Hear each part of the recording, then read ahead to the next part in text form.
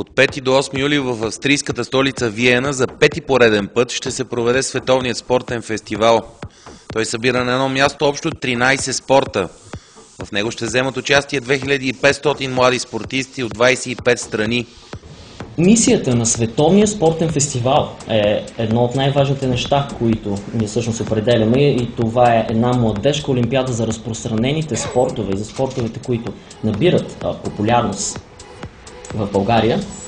Ние създаваме естествено и един мост между различните националности, като едни от тях са церемония по откриването, която се провежда на втори ден от фестивала, където всички участници имат възможността да изживеят откриване на Олимпийски игри и да се почувстват по този начин наистина на едно интернационално събитие. Световният спортен фестивал обединява по уникален начин предизвикателството по време на един интернационален турнир с възможността за разпускане и създаване на нови контакти и предлага по този начин идеалния стимул за младите спортисти.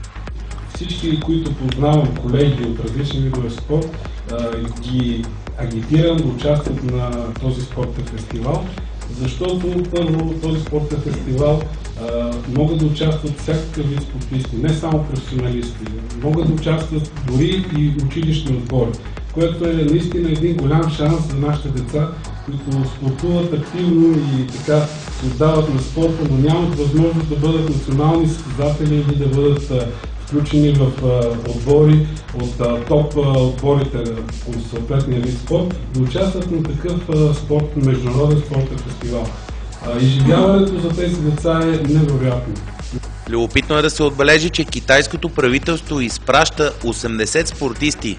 През изминалата година България се представи с почти 200 участника, като през 2012 се очаква те да бъдат повече. Лице на българската делегация ще бъде многократната световна и европейска шампионка по борба Станка Златева. Когато си на такава възраст, като отидеш и като видиш нещо такова, което не си го виждал в България, като една база, даже като една съблекалня, екипировката, тия малки неща правят изживяването много по-силно и просто вече знаеш за какво става въпрос и го търсиш това нещо и мисля, че дава голям стимул на спортистите.